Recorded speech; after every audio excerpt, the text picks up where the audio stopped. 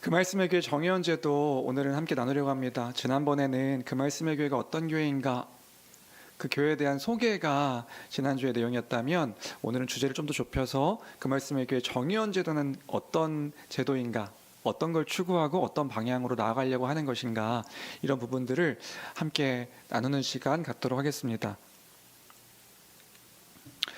첫 번째로 정회원이라는 단어 자체가 낯설 수 있을 것 같아요. 왜냐하면 다른 교회에서 사용하는 표현이 아니니까.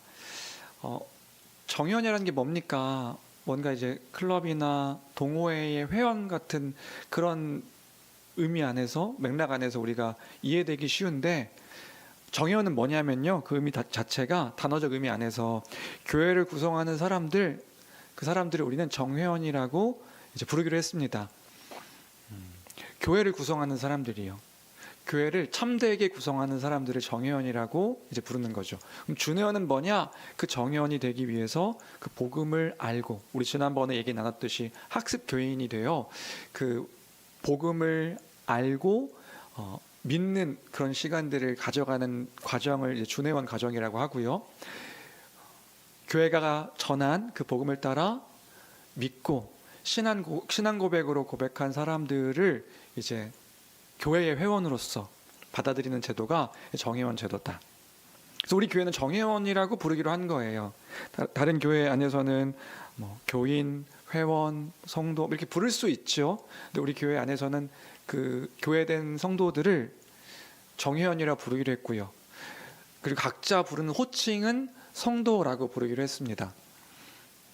성도라는 표현 자체가 정말 귀한 그리스도인의 호칭이라는 거 여러분들 아실까요? 창국교회 안에서는 이 성도라고 하면 가장 낮은 계급의, 교회 안에서 가장 낮은 계급의 어떤 사람들을 성도라고 부르는 것 같아요. 그래서 어떤 분에게 성도님 부르면 발끈하시는 분들 계시더라고요. 왜요? 저 성도 아니에요. 저 집사예요. 저 성도 아니고 제가 성도로 보이나요? 저 장로예요. 발끈하시는 분들이 계세요. 여러분, 장로나 집사나 목사는요, 직분의 이름이고요, 성도라는 그 의미 자체는요, 예수 그리스도를 믿음으로 그리스도 안에서 거룩하게 여김받은, 거룩한 자라고 불리는 그 호칭이 성도입니다. 그래서 본래는요, 목사도 장로도 집사도 권사도 다 성도인 거예요. 성도란 호칭 자체가 낮은 계급을 얘기하는 게 아니라 존귀하고 귀한 호칭이 성도라고요. 성도님이라고 부르는 것 자체가 나는 깨끗하지 않고 존귀하지 않은 자인데 그리스도 안에서 그 그리스도의 복음을 믿었다는 그 믿음 때문에 성경에서는 우리를 뭐라고 불러주시냐 하면 거룩한 무리다, 순결한 무리다, 그 무리된 의미로서 성도라고 부르는 것이니 너무 귀한 이름이다. 이 사실을 기억했으면 좋겠어요. 제가 존경하는 또 제 멘토 되시는 목사님이 계시는데, 그 목사님께서 그런 말씀하시더라고요. 자기 소원이 있다고.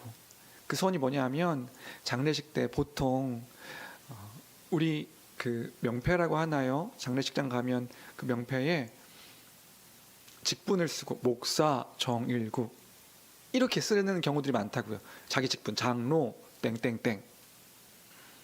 근데 당신은 주님이 부르셔서 갈 때에 성도 박땡땡 이렇게 쓰길 원한다는 거예요. 왜요? 그 성도라는 호칭 자체가 그리스도인들에게 너무나 귀하고 또 아름답고 순결한 그런 호칭이기 때문에, 여러분, 그런 호칭입니다. 성도라고 불리는 것을 귀하게 여겨야 되는 것이에요. 그래서 우리 교회는 그 교회에 참된 지체된 교회의 교인들을 성도라고 부르기로 했습니다. 다른 교회에서 직분을 받고 왔다면 우리 교회에서는 어떻게 될까요? 그 직분 자체가 사실은 전 교회에서 선출된 직분이에요.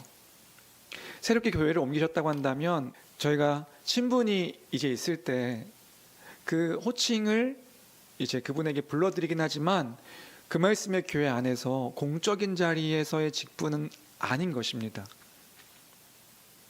다시 그 말씀의 교회 안에서 성도들을 통해 선출됨으로 그 직분을 이제 새롭게 부여받는 것이지, 내가 한번 다른 교회에서 받았던 직분이 다른 교회 가서도 그 직분 유지되는 것이 아닙니다. 그래서 우리 교회에서는 공적인 자리에 어떤 문서나 서류 안에서 우리가 한 사람 한 사람 어떻게 표현되어지고 있냐면 성도라고 표현되어지고 있는 거고요. 교회 안에서 이제 직분으로 세워질 때, 우리 교회도 이제 5년이 되어가고 있으니까 이제 직분자를 세워야 될 시기가 되었는데, 그래서 직분자로 세워질 때 그 직분을 통하여서 교회를 섬길 수 있는 것이다. 그래서 정회원이라는 것 자체가 교회의 구성원을 의미한다는 것을 우리가 좀 잘 기억하면 좋을 것 같습니다. 두 번째로 정회원이 그런 의미를 한다면 정회원 제도는 무엇인가? 정회원 제도는 우리 읽어보겠습니다. 성경에서 말하는 교회의 세움을 목표로 하여 교회 머리 되신 주 예수 그리스도에게 순종할 것과 그리스도 안에서 한 몸인 지역교회로서 신실하게 사랑하며 살아갈 것을 서약하는 세례교인을 회원으로 세우는 제도입니다. 그래서 그 성경에서 말하는 교회, 바른 교회를 세움을 목표로 하는 그런 제도가 정회원 제도인 거예요. 교회가 어떻게 교회가 될 수 있는데요? 계속 반복해서 이야기하지만 임의적인 방편으로 교회가 될 수 없는 것이라고요. 교회는요, 그 부름받은 공동체예요. 그 부름받았다는 게 어떤 의미인데, 예수 그리스도의 복음을 바르게 알고 바르게 믿어 그 신앙 고백으로 자신의 신앙 믿음의 고백을 이제 하는 것을 통하여 교회가 교회됨을 이제 확증하는 거죠. 믿을 때에 성경을 통해 성령을 받아 그리스도 안에서 한 몸 되게 하신 공동체라는 것들을 우리가 이제 성경을 통해서 아는 자들이 교회니까요. 그래서 가장 중요한 건 뭐냐면요, 교회 되기 위해 가장 중요한 건 복음을 바르게 아는 겁니다. 그 복음을 바르게 알게 될 때에 알고 믿어서 믿을 때야 비로소 교회 머리 되신 주 예수 그리스도에게 순종할 수 있으니까요. 순종하지 않는, 그 말씀에 순종하지 않는 사람은 교회라고 얘기할 수 없어요. 순종하지 않는 이유가 뭔데요? 복음을 모르거나 복음을 안 믿기 때문에 그 주의 말씀에 순종하지 않는 거잖아요.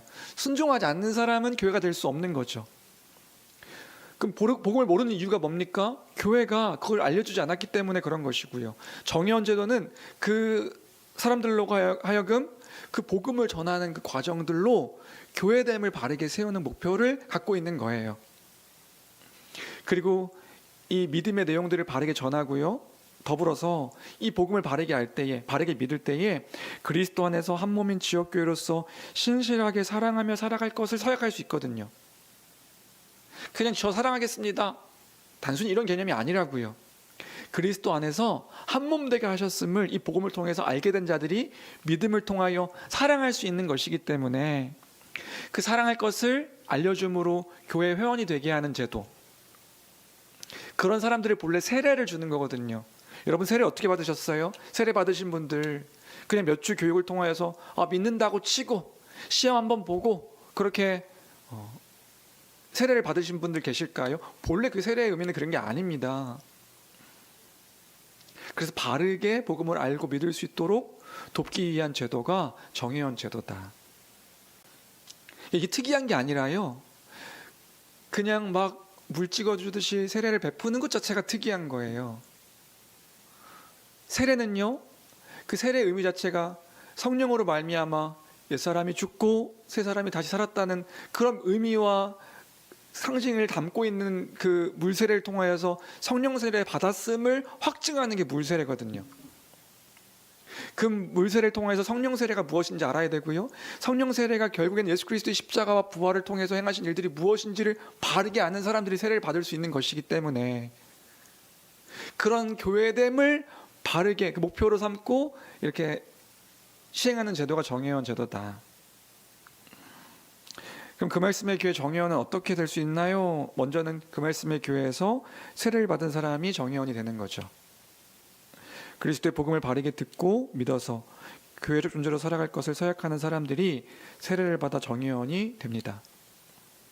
그래서 교회의 사명이기도 한 그 복음을 전하는 일들을 이제 새롭게 교회 오신 분들에게 하는 것이고요, 그 교회에 오신 분들은 그 복음을 바르게 아는 시간들을 이제 이 시간 정회원 제도 과정 가운데 이제 진행하게 됩니다.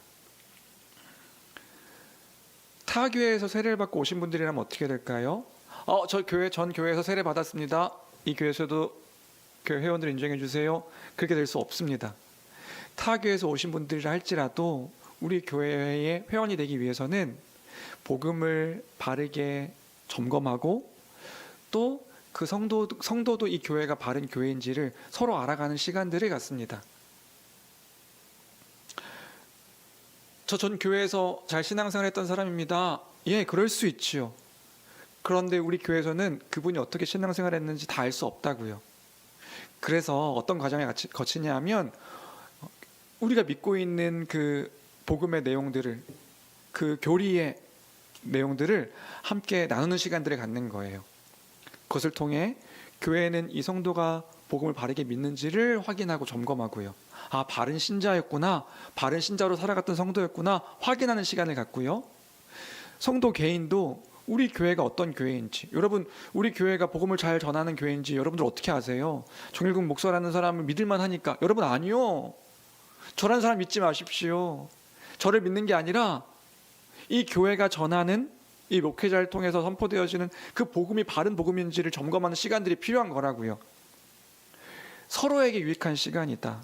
그리고 또 참된 신자라고 한다면 나 복음 다 아는데요 이렇게 얘기하지 않아요. 그 복음이 날마다 우리를 풍성하게 하는 것임을 알기 때문에 교회가 복음을 제시할 때에 그 풍성하고 풍요로운 것들을 또 듣기를 갈망하는 거죠. 그래서 우리 교회의 정회원이 되기 위해서는 그런 과정과 시간들이 필요하다. 그래서 보통 이 복음의 기초 20주에서 플러스 알파의 시간이 필요하고요. 그 복음의 결과인 열매인 교회를 바르게 이해하고 아는데 우리가 믿는 것이 이런 것입니다 라고 하는데 약 15주의 시간이 걸리더라고요. 그것을 통해 서로가 이 복음의 풍성함들을 나누는 과정들을 갖습니다. 근데 진짜 참되게 신앙 가운데서 우리 교회 오신 분들을 만나게 되면 그 복음을 다시 정리하고 할 때에 너무 귀하고 너무 풍성하고 너무 복되다는 고백들을 다 하십니다. 그 과정들을 통해 교회 정회원이 될 수 있다. 교회를 처음 오신 분들이라면요, 당연히 이제 복음과 교회를 배워가는 시간들을 갖는 거죠. 그렇게 정회원 제도로 교회와 성도를 이렇게 유익하게 세워가고 있다. 그 말씀의 교회 정회원 제도의 모습입니다. 그럼 이렇게 정회원 제도를 이해할 때에 그 정회원이 성경적으로 어떤 의미가 있는가 이렇게 질문할 수가 있죠. 정회원은 성경에서 말하는 그 교회와 관련이 있어요. 그래서 교회가 뭐냐? 교회는 단순히 임의적으로 또는 내가 교회가 되고 싶다고 나 혼자 신앙생활하는 그런 개념이 아니라요. 예수 그리스도의 부름받은 공동체, 하나님의 부름받은 공동체가 교회예요. 에클레시아. 그 부름받았다는 것이 무엇인지 바르게 아는 것이 필요하겠죠. 누구의 교회인가? 그 누구의 그 삼위 하나님의 하나님 되심과 그분이 행하신 일들의 결과인 교회이니까 그 복음을 아는 것이 너무나 중요한 것이라고요. 가볍게 여길 수 있는 부분이 아닙니다. 여러분 믿음, 참된 신앙, 복음을 바르게 하는 게 너무 중요하다고요. 믿을 때에 그 믿음을 통하여 성령께서 역사하시고 그 구원의 열매인 교회 되게 하시는 일들을 우리에게 허락해 주셨으니까요. 정회원은 그 사실을 믿는 신앙 고백으로 고백하는 사람들이 참된 교회가 될 수 있는 것이기 때문에 성경적으로 정회원, 참된 성도, 교회됨을 이루는 것이 너무 중요하다. 그래서 그리스도의 복음을 바르게 듣고 믿는 사람들이 교회가 됩니다. 복음을 바르게 알고 있는 것이 너무 중요합니다. 너무 중요한 일들을 마땅히 해야 되는 일인데 그 말씀의 교회가 그 마땅히 해야 되는 것들을 소중히 여기며 행하고 있다. 이렇게 이해하시면 좋을 것 같아요. 그리고 정회원은 성경적으로 어떤 의미가 있는가? 교회라는 것 자체가, 그 교회 회원된다는 것 자체가 혼자 할 수 없는 걸 의미하는 거거든요. 여러분 교회에 속한다는 것, 그리고 신앙생활 한다는 것 자체가 혼자 신앙생활을 할 수가 없는 거예요. 예수 그리스도의 복음을 믿을 때 분명히 개별적으로 그 믿음을 통하여 그리스도와 우리를 하나 되게 하시죠. 연합이라고 합니다. 그 연합은요, 필연적으로 개인적인 그리스도와 연합은 그리스도 안에 있는 또 다른 사람들과 하나 되게 하시는 거예요. 그렇게 하나 되게 하신 것을 아는 이들이 교회의 성도로서 살아갈 수가 있는 거죠.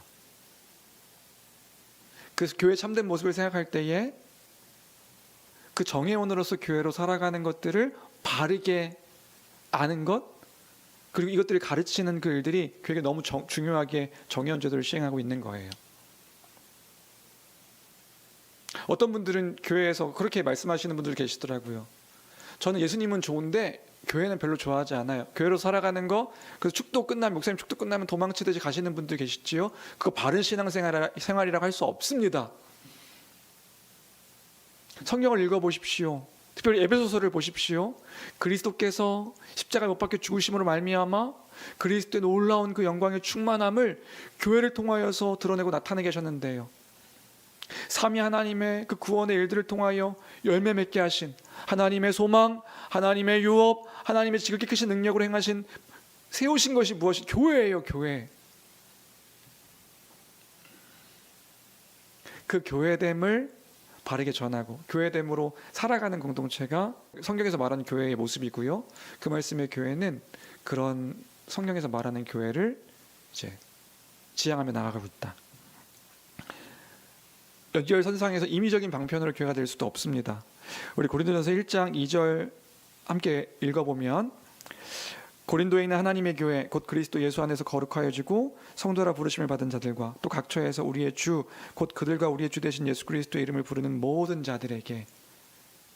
이 교회가 뭔가요? 교회는요, 내가 등록카드 썼다고 교회가 될 수 있는 게 아니에요. 교회의 참된 성도는요, 이 지금 고린도에 있는 그 교회 공동체를 이제 예를 들어서 하나님의 교회가 무엇인지 설명해 주고 있죠. 그리스도 안에서 거룩해진 무리를 교회라고 하는 거예요. 그럼 그리스도 안에서 거룩해졌다는 게 뭔데요? 여전히 부패하고 여전히 순결하지 못한 내가, 그런 우리가 그리스도 안에 있음으로 인하여 거룩하게 되어진 무리라고 불려지는 거예요. 그리스도의 연합. 그리스도께서 십자가를 통하여서 성취하시고 이루신 그 모든 것들을 알아 그리스도 안에, 그리스도를 믿음으로 말미암아 그 안에서 행하신 그 풍성함이 무엇인지를 아는 공동체, 그게 바로 교회란 말이에요. 임의적인 방편으로 내가 등록카드 썼으니까 오늘부터 교회가 된다고요? 아니요. 그럴 수 없습니다. 그런 것이 아닌 것이에요. 거룩하여져서 성도라 부르심을 받은 자들, 또 각 처에서 우리의 주 곧 그들과 우리의 주 되신 예수 그리스도의 이름을 부르는 모든 자들. 예수 그리스도를 뭐라고 고백하는 거예요? 나의 주님이십니다. 주가 그리스도시고 당신이 하나님의 아들이십니다. 그 의미를 알아 고백하는 그 공동체가 교회이기 때문에, 그렇게 고백할 수 있는 무리들이 교회이기 때문에 이 정회원 제도를 통하여서 이제 그 복음을 이제 알고 또 믿고 함께 살아가는 것이지요. 교회는 그리스도의 말씀에 순종하며 살아가는 공동체입니다. 우리 마태복음 22장 36절부터 40절까지.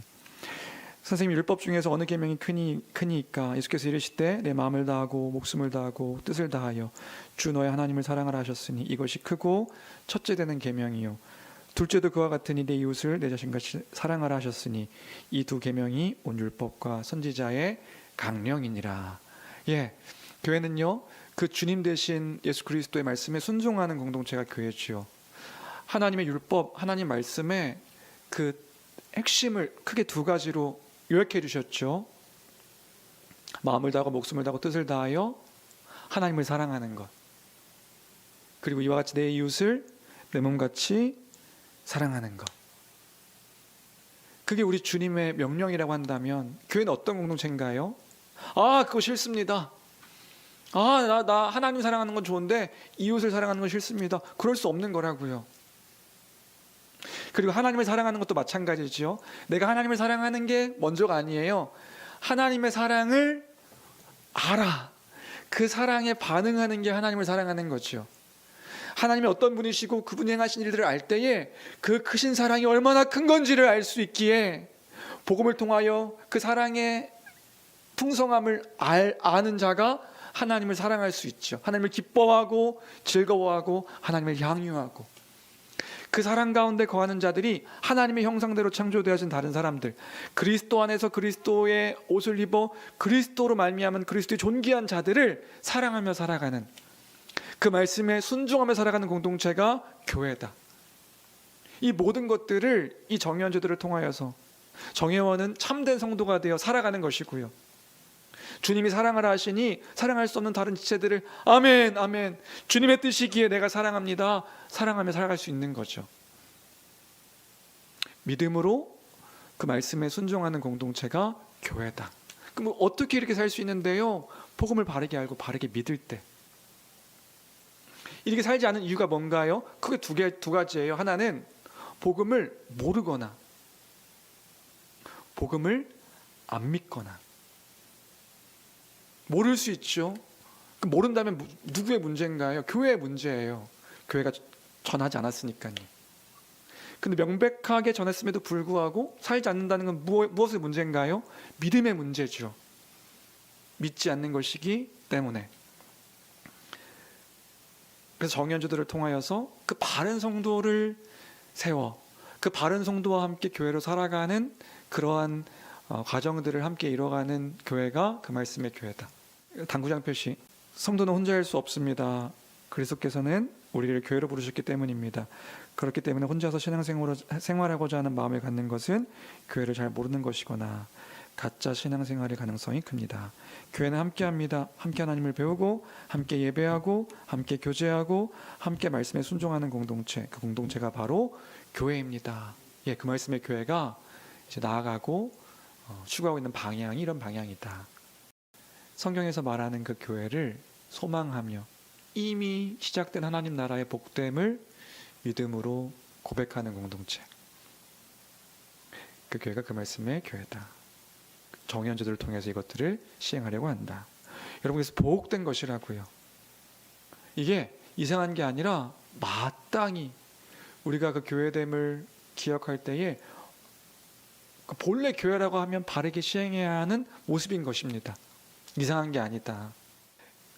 이런 이해 속에서 그 말씀의 교회가 정말 성경에서 말하고 있는 것들을 기억하며 나가고 있구나, 잘 이해하시면 좋을 것 같고요. 우리 교회 성도들은 다시 한번 정리하면서 이게 너무 분명한 하나님의 뜻이구나 정리하면 좋을 것 같고, 그 말씀의 교회가 어떤 교회인지를 알기를 원하시는 분들은 이런 시간들을 통하여서 바른 것들을 이렇게 이루기 위해 나가고 있구나 참고하시면 좋을 것 같습니다.